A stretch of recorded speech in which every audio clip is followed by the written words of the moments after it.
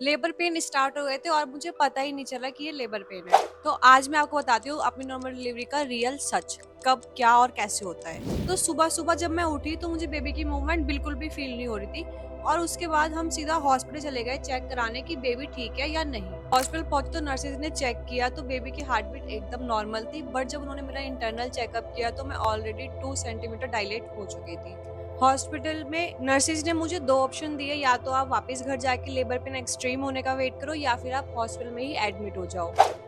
हमने एडमिट होने का डिसाइड किया बिकॉज बार-बार आना-जाना रिस्की हो सकता था एंड इस टाइम तक दिन के 2 से 3 बज गए थे और मुझे हल्के-हल्के पीरियड क्रैम्प्स की तरह पेन फील हो रहा था एंड मेरे को बहुत ज़्यादा यूरिन का प्रेशर आ रहा था, बट यूरिन आ नहीं रहा था। 2 से 3 घंटे हो गए थे बट लेबर पेन बिल्कुल भी बढ़ नहीं रहा था एंड डॉक्टर ने चेक किया तो उन्हें पता चला कि बेबी के गले में कॉर्ड फंस चुकी है और इसके बाद वेट करना बिल्कुल भी सेफ नहीं था, तो फिर लेबर पेन इंड्यूस करने का डिसाइड किया। जैसे ही इंजेक्शन एंड ग्लूकोज उन्होंने स्टार्ट किया तो मेरा पेन थोड़ा बढ़ने लगा एंड मेरी पानी की थैली फट गई एंड ऑनेस्टली उस टाइम पे इतना ज़्यादा मैसी लगता है, पानी ही पानी हो जाता है, आप खड़े होते हो तो बिल्कुल पानी पानी हो जाता है हर तरफ, बट ऑनेस्टली ये बिल्कुल नॉर्मल है एंड सबके साथ होता है, तो आप लोग बिल्कुल भी बुरा फील मत करना।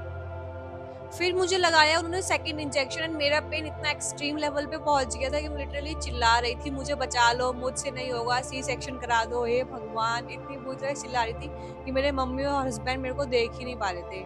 और ये पेन मुझे शाम के 8 बजे से रात के 11-12 बजे तक रहा एंड इसके बाद मेरा फुली डायलेशन हो गया था, तो मुझे लेबर रूम में ले जाया गया। लेबर रूम में ले जाके आपको इस काइंड के बेड पे लिटा देते हैं एंड सिर्फ एक ही आवाज सुनाई देती है, पुश करो, पुश करो, पुश करो।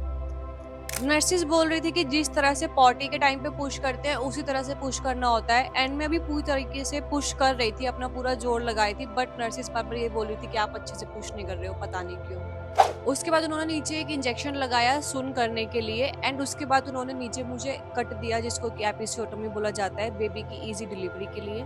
थोड़ा पेन हुआ बट उसके बाद 3 से 4 पुशेज़ में ही बेबी बाहर आ गया था। इसके बाद प्लेसेंटा डिलीवर कराया जाता है जो कि बेबी की तरह ही डिलीवर होता है, इसमें आपको पुश करना पड़ता है, अगर खुद से प्लेसेंटा बाहर ना आए तो उसको नर्सेज बाहर निकालती हैं। इसके बाद नर्सेज इंश्योर करती हैं कि अंदर से आप पूरी तरह क्लीन हो जाओ, ब्लड क्लॉट्स वगैरह सब कुछ वो निकाल देती हैं अपने इक्विपमेंट से, आपको प्रॉपर्ली फील होता है कि कुछ इक्विपमेंट आपके अंदर है।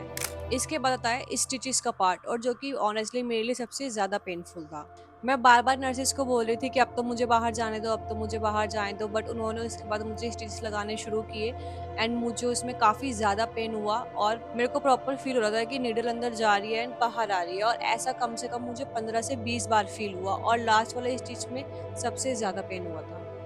सब प्रोसेस खत्म होने के बाद मुझे वार्ड में शिफ्ट किया गया, कपड़े चेंज कराकर एंड पैड लगाकर ऑब्वियसली। और फिर आया बेस्ट मोमेंट जब मेरे बेबी को मुझसे मिलाया गया फर्स्ट टाइम एंड उस टाइम पे आपको अपना सारा पेन वर्थ इट लगेगा, आप अपना सारा दर्द भूल जाओगे। इफ़ यू आर प्रेग्नेंट तो डरना मत, जर्नी थोड़ी मुश्किल है बट वर्थ इट होगी। एंड अगर ये वीडियो हेल्पफुल लगी हो तो लाइक कमेंट शेयर कर देना।